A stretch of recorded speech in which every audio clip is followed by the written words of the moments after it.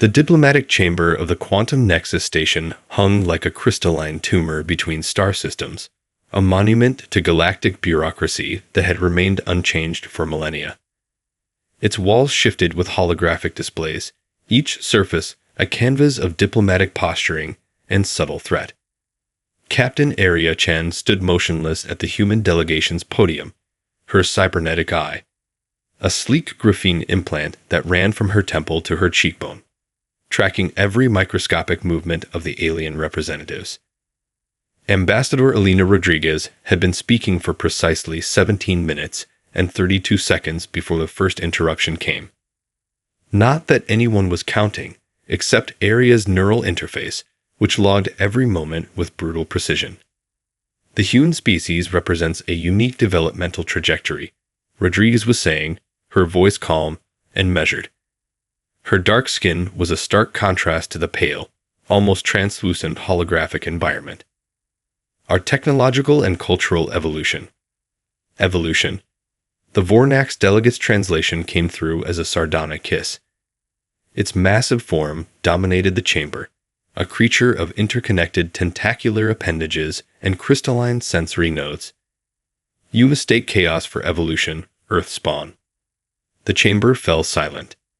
This was no accident. The Vornax always calculated its interruptions for maximum psychological impact. Rodriguez didn't miss a beat. Chaos is the progenitor of innovation, honored delegate. Every significant breakthrough in galactic history has emerged from what previous generations considered disorder. Arya knew the statistics by heart. Humans had submitted more patents in the last decade than the next 17 species combined. They had solved medical challenges that had stymied the Conclave for centuries. They had developed quantum communication technologies that made the most advanced alien networks look like children's string phones. But none of that mattered here. The Conclave chamber was a carefully constructed theater of diplomatic humiliation. 12 species sat in elevated positions, their representatives looking down, quite literally, on humanity's delegation. The crystalline Accord of Jornax occupied the highest platform, its diamond-like members refracting light in complex mathematical patterns. The silicon consciousness of Mektar occupied the next tier, their quantum state consciousness flickering between molecular states. And then there was humanity. Seated at the lowest level, almost an afterthought. Ambassador Rodriguez continued, her neural link feeding her real-time data about the chamber's emotional landscape. Micro-expressions, quantum resonance patterns, linguistic nuance, all processed in milliseconds. We are not here to request inclusion, she said, a subtle emphasis changing the entire tenor of her statement. We are here to demonstrate our capacity. The Vornax delegate shifted, its tentacles creating complex geometric patterns that translated to contempt in its native communication matrix. Demonstrate. You have nothing to demonstrate. Your species is barely 3 centuries beyond combustion-based transportation. Your genetic diversity is a weakness. Your social structures are fundamentally unstable. Arya's cybernetic eye captured every vibration, every minute electromagnetic shift in the chamber. She was recording everything, not just for diplomatic review, but for something far more strategic. Ambassador Rodriguez smiled. It was not a pleasant smile. Weakness. She repeated the word, letting it hang in the chamber like a challenge. An interesting concept from a species that hasn't meaningfully innovated in over 6 centuries. A ripple of shock passed through the chamber. Challenging the Vornax's technological supremacy was tantamount to diplomatic suicide. But Rodriguez wasn't finished. We are not asking for a place at your table, she said, her voice dropping to a register that seemed to bypass audio and drill directly into the neural networks of the alien representatives. We are informing you that the table itself is about to be redesigned. Arya watched the chamber's quantum resonance patterns. Something was changing. Microscopic shifts in diplomatic tension. The slightest recalibration of potential outcomes. The Conclave didn't know it yet, but this moment, right here, right now, was the beginning of something they could not comprehend. Humanity had arrived, and nothing would ever be the same. The Atacama Desert Research Complex descended 17 kilometers beneath the Earth's surface, a labyrinth of quantum research facilities that didn't exist on any official map. Dr. Marcus Chen moved between holographic displays, his fingers dancing through layers of quantum entanglement fields that shimmered like liquid starlight. Zara Okoro stood at the primary research station, her dark skin contrasting with the ethereal blue of the quantum projections. At 23, she was the youngest lead researcher in the facility's history, a prodigy who had already rewritten 3 fundamental theories of quantum communication in her doctoral thesis. Sync point approaching, she muttered, more to herself than to the team around her. The room held 12 researchers, each selected not just for their intellectual brilliance, but for their ability to think beyond conventional boundaries. Dr. Chen understood something the Conclave would never comprehend. Innovation wasn't about incremental improvement. It was about shattering existing paradigms. The current project, codenamed Horizon, represented humanity's most ambitious attempt to create a communication network that transcended known physical limitations. Traditional quantum entanglement had been a parlor trick. What they were developing was something entirely different. Quantum resonance is stabilizing at 0.003 deviation, announced Dr. Elena Martinez, her augmented neural interface projecting data streams that wrapped around her like a second skin. Initial harmonic frequencies are holding. Marcus Chen remembered the meetings that had led to this moment. The classified briefings where military strategists and scientific pioneers had mapped out a vision that went far beyond mere technological development. This wasn't just about creating a new communication system. This was about creating a technological framework that would fundamentally reshape humanity's position in the galaxy. Zara's hands moved with preternatural speed, manipulating quantum states that would have appeared impossible to any other species. The Conclave's scientists believed they understood quantum mechanics. Humans were about to prove they understood nothing. Compression algorithms are achieving 99.7% efficiency, Zara announced. The number meant nothing to an outsider, but to this team, it represented a breakthrough that made previous quantum communication look like smoke signals. The facility itself was a marvel of human engineering, cooled by a revolutionary thermal dissipation system that used principles borrowed from deep-sea thermal vents, powered by a miniature fusion reactor that generated more energy than it consumed. The complex was a testament to human ingenuity. Dr. Chen walked to a secondary station where a holographic representation of their communication network began to take shape. It wasn't just a network. It was a living, adaptive system that could reconfigure itself faster than any known technological infrastructure. "We're not just breaking their rules," Marcus muttered, a phrase he had repeated countless times during the project's development. "We're rewriting the fundamental laws of communication." Zara looked up, a subtle smile crossing her face. "Breaking rules requires understanding them first, and we understand them better than they ever will." The quantum field began to pulse, not with random energy, but with a pattern that suggested something more. Something alive. The researchers watched in collective silence as the holographic display transformed, revealing communication pathways that seemed to breathe and shift like living organisms. What they had created was more than a communication system.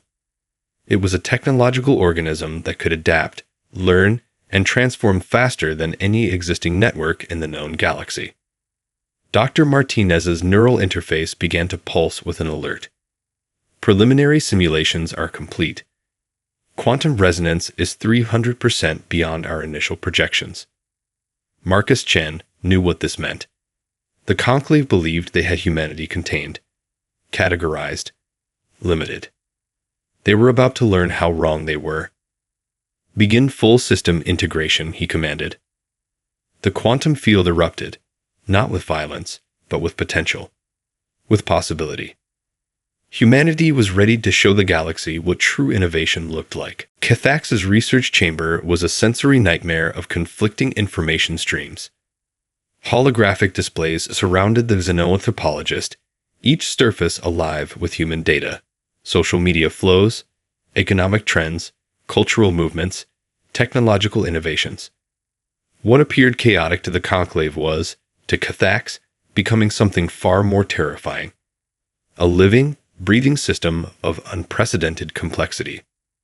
The current analysis focused on a single day of human activity. 12 hours that defied every established principle of societal behavior.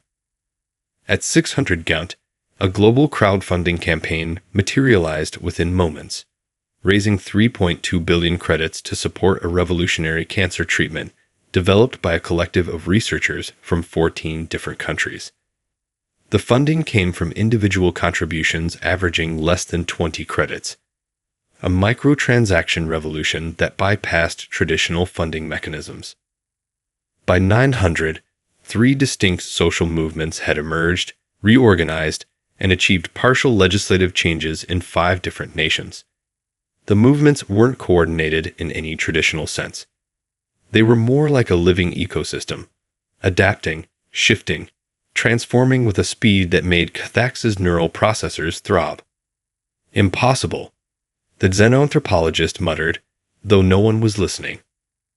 The Conclave's previous research had categorized human society as fundamentally unstable, chaotic, unpredictable. What Cathax was discovering was something far more nuanced, a species that didn't just adapt to change, but generated change as a fundamental survival mechanism. A secondary display tracked a technological innovation emerging from a small research collective in Nigeria. The team had developed a water purification system that could transform contaminated water sources using biomimetic principles borrowed, from 3 different ecological systems. It wasn't just a technological solution. It was a living blueprint for problem-solving that transcended traditional scientific boundaries. Cathax pulled up the team's background. None of the researchers were over 30. They had met through an open-source research platform. Their funding came from a combination of government grants, private donations, and a cryptocurrency initiative that existed partially outside traditional economic frameworks. The crystalline consciousness would have a mental breakdown trying to understand this. By 1200 Gaunt, the water purification technology had been shared across 17 different international platforms. Modified, improved, expanded. The original design was now something entirely different from its initial conception. Human communication wasn't linear. It was viral, adaptive, transformative. Cathax accessed archived Conclave reports. The previous analysis of human society read like a comedy of misunderstandings. Fractious political systems, one report noted. Inability to maintain consistent global cooperation. What they failed to understand was that human inconsistency was a feature, not a bug. The research chamber filled with a holographic representation of global human interactions. It wasn't a neat network. It was a living storm, information and energy moving in patterns that defy traditional computational models. Individual nodes connected, disconnected, reformed with a speed that suggested something more than simple communication. It was evolution in real time. A notification pinged. Another global initiative had just launched. This one, a combined effort to address climate restoration in 3 different continental regions. The funding came from a blockchain-based cooperative that didn't exist in any traditional legal framework. The researchers represented 17 different nationalities. Their average age was 26. Cathax realized something profound. Humans didn't see barriers. They saw opportunities. The Conclave believed they could contain humanity, limit their expansion, control their development. They were about to learn how spectacularly wrong they were. The holographic displays continued to pulse, to shift, to transform. Humanity wasn't a species. It was a force of nature. The Conclave's decree arrived not with a thunderous proclamation, but with the clinical precision of a data packet. 17,000 simultaneous transmission vectors carried the restrictions. a bandwidth-heavy message designed to overwhelm communication networks and demonstrate absolute authority. Captain Area Chen read the document in her underground command center, a facility that existed between classified and mythical. Her neural interface parsed the legalese faster than any biological brain could comprehend, highlighting the most critical restrictions. Immediate cessation of all extracellular exploration efforts. Complete moratorium on advanced quantum communication research. Mandatory technological audit of all human research facilities. Strict limitations on interstellar travel and colony development. A lesser species might have panicked. Humans saw an opportunity. Activate Project Wildcard. Area spoke softly, her words triggering a cascade of pre-prepared strategic responses. The first wave wasn't military. It wasn't even technological. It was economic. Dr. Elena Rodriguez, now heading the Global Strategic Response Team, had spent decades preparing for precisely this moment. The Conclave believed they were cutting off humanity's oxygen. They were about to learn that humans breathed something entirely different. Financial algorithms, developed by a distributed network of economists, mathematicians, and AI specialists, began their silent assault. These weren't simple market manipulations. They were quantum-level economic disruptions that would make the Conclave's fiscal monitoring systems look like abacuses. In Tokyo, a blockchain consortium redirected 3.7 trillion credits through a labyrinth of economic nodes that existed simultaneously everywhere and nowhere. In Lados, a network of quantum computing centers began parsing the Conclave's economic infrastructure, finding vulnerabilities that didn't just exist. They were practically screaming to be exploited. Area watched the holographic displays, each one a window into a different strategic response. The beauty wasn't in destruction. It was in transformation. Communication nodes are stabilizing, reported Dr. Marcus Chen, who had been brought in as a key strategic advisor. The economic firewall is holding at 99.8% efficiency. The Conclave's restrictions weren't just about controlling human expansion. They were an attempt to maintain a galactic order that had remained unchanged for millennia. Humanity was about to demonstrate why static systems die. Diplomatic back channels activated, not through traditional communication methods, but through a new quantum communication network that rendered traditional interstellar communication protocols obsolete. Each transmission was a multidimensional chess move, creating pressure points in the Conclave's political infrastructure. They think limitation is control, Rodriguez muttered, reviewing the strategic overlay. We're about to show them limitation is just an invitation to innovate. The response wasn't a single strategy. It was a living, adaptive system. In the Australian outback, a research facility began developing technologies that would circumvent the Conclave's communication restrictions. In the Arctic research stations, teams were already designing spacecraft components that could be assembled in ways the Conclave's regulations hadn't anticipated. Cathax, the xenoanthropologist who had been studying human dynamics, watched the unfolding strategy with a mixture of terror and fascination. The Conclave saw a linear conflict. Humans saw a multi-dimensional opportunity.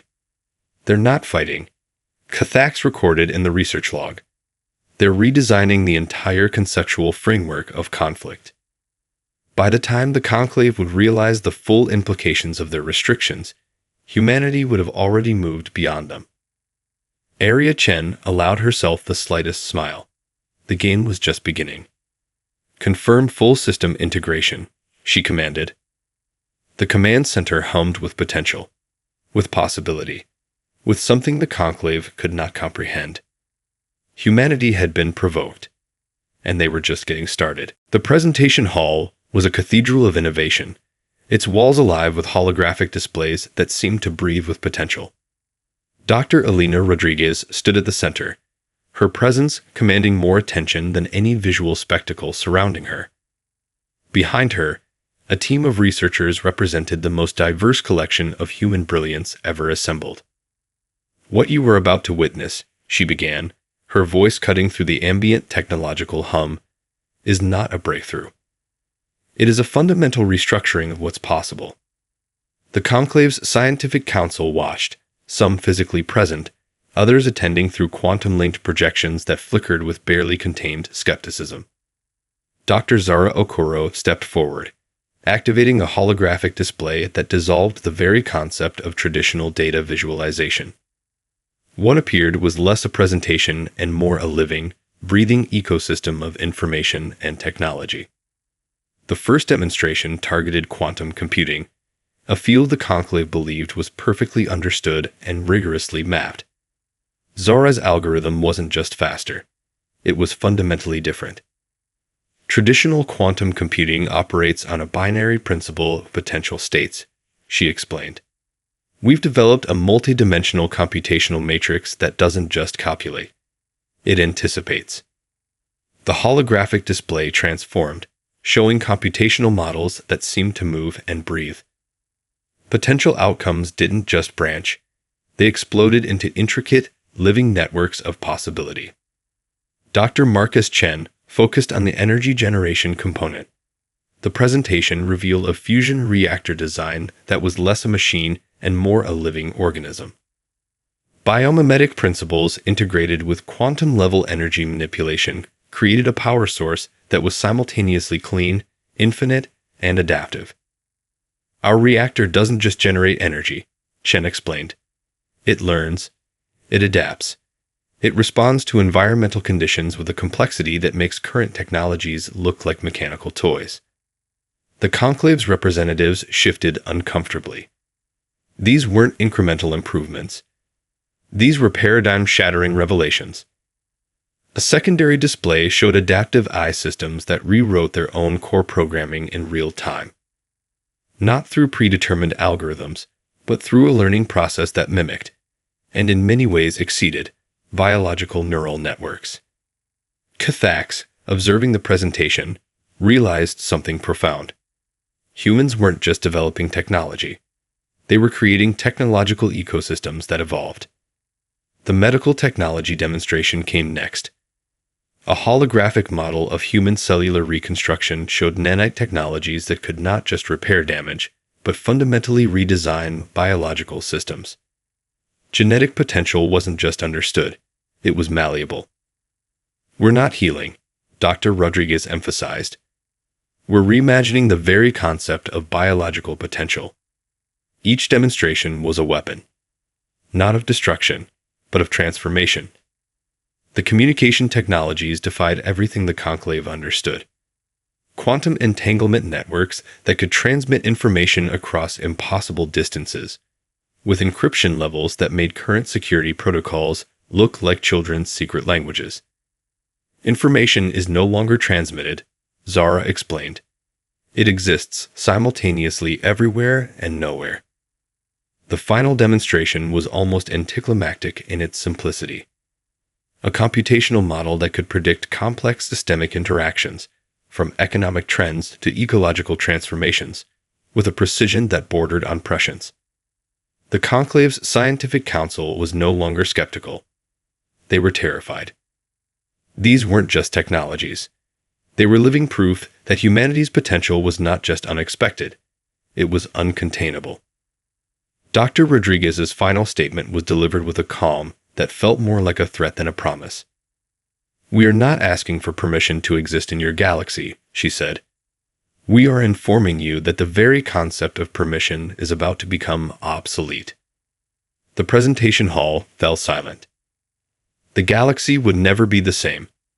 Humanity had arrived. The attack wasn't a single moment. It was a living, breathing process that unfolded across multiple dimensions simultaneously.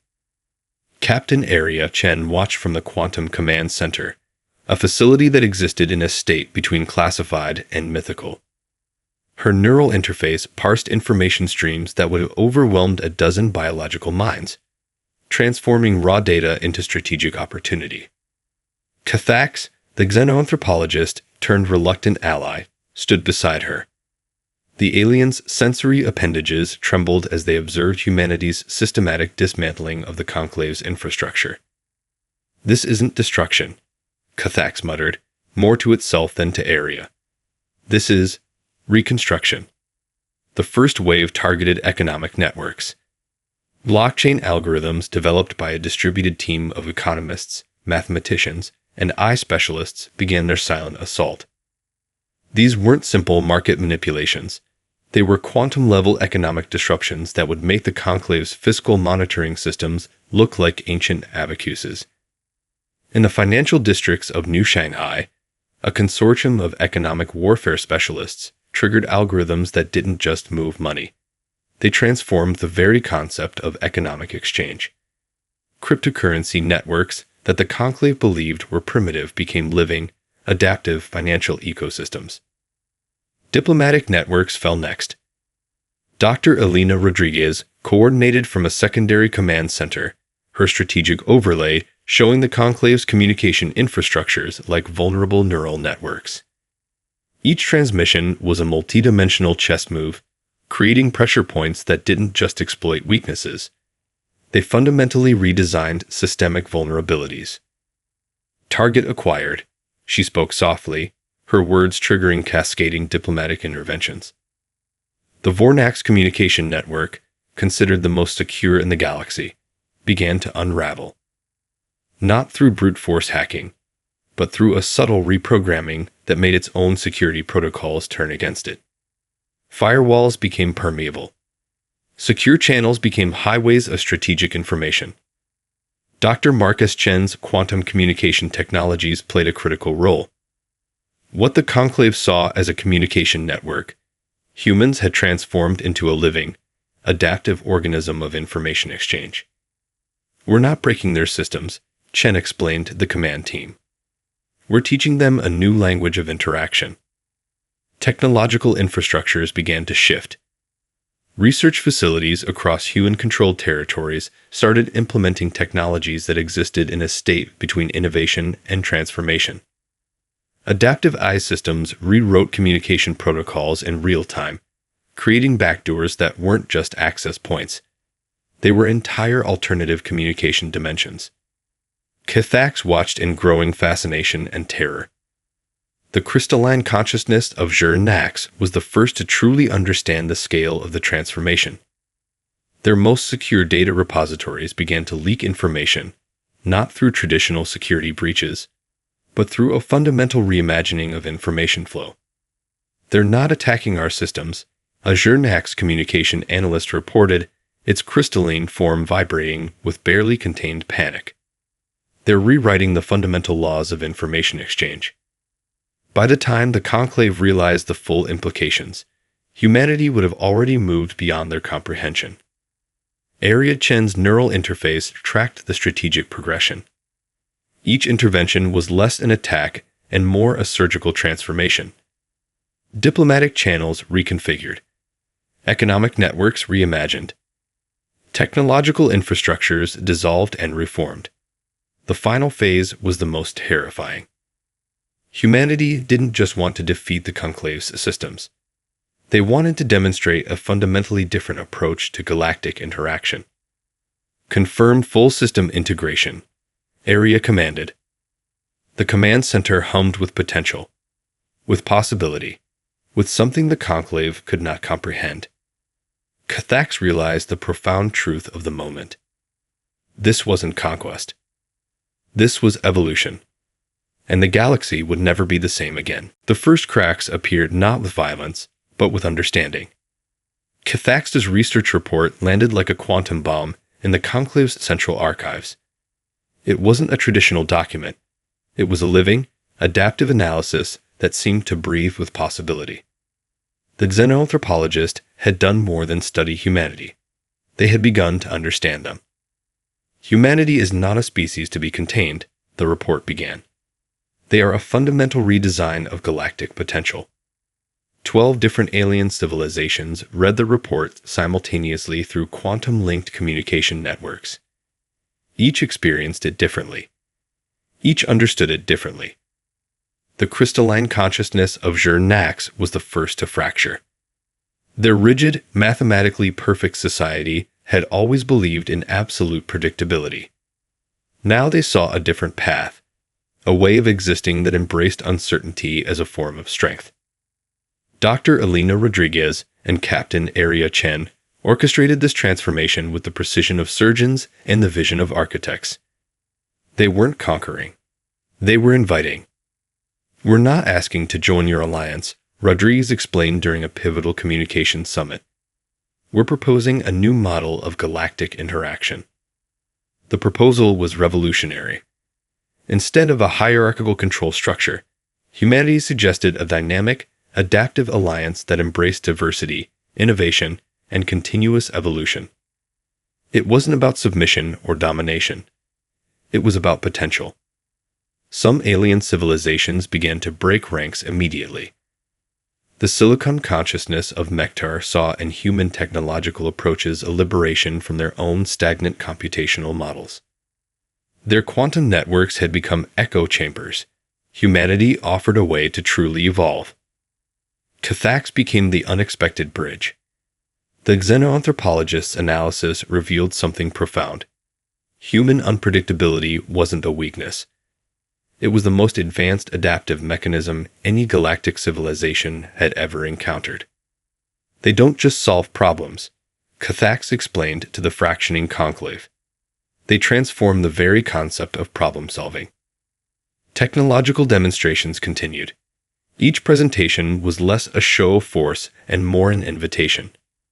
Quantum communication networks that could instantaneously link diverse perspectives.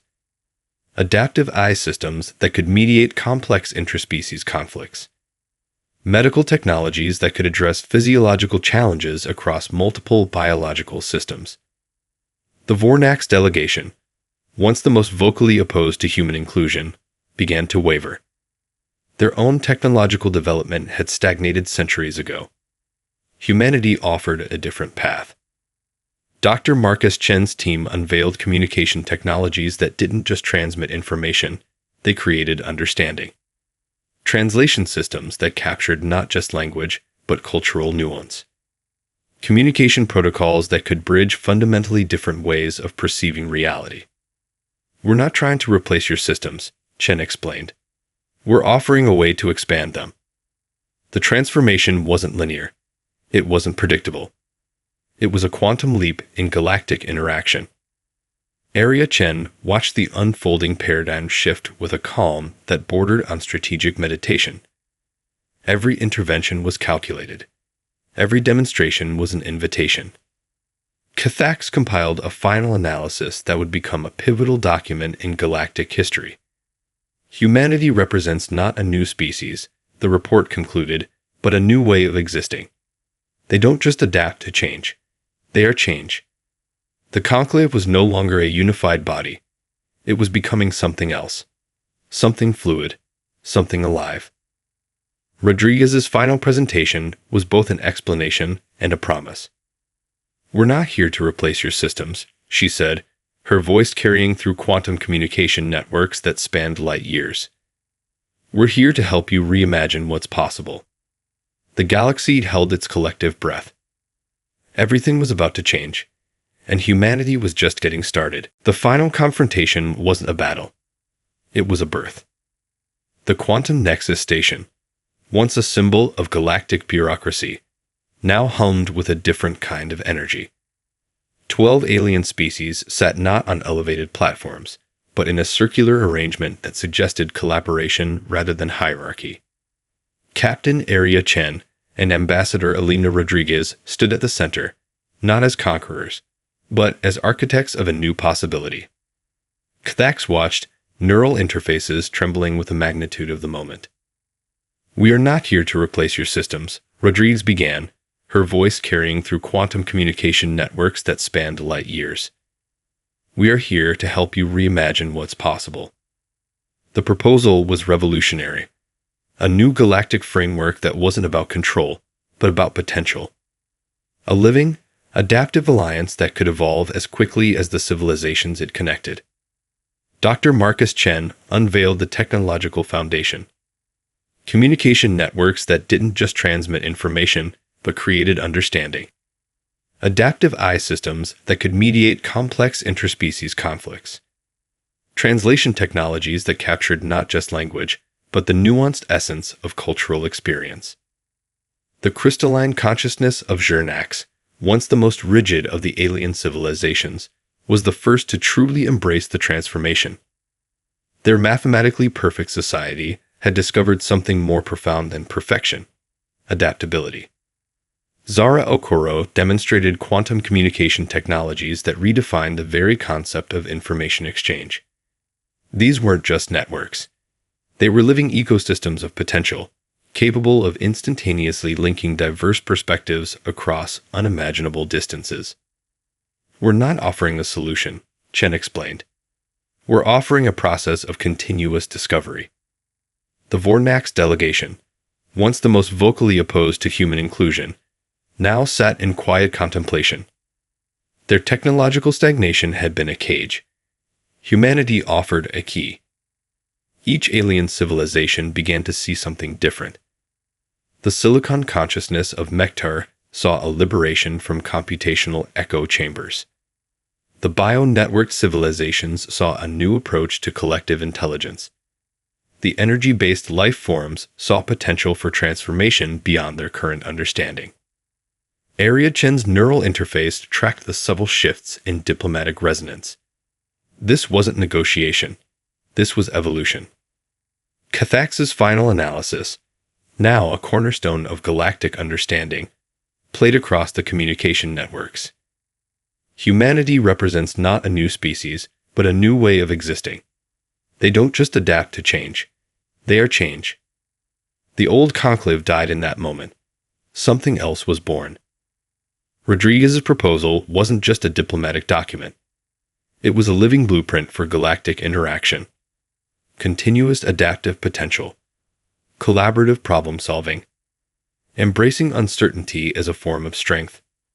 Recognizing diversity as the primary source of innovation. The technological demonstrations continued. Medical technologies that could address physiological challenges across multiple biological systems. Energy generation methods that didn't just produce power, but created entire ecosystems of sustainable potential.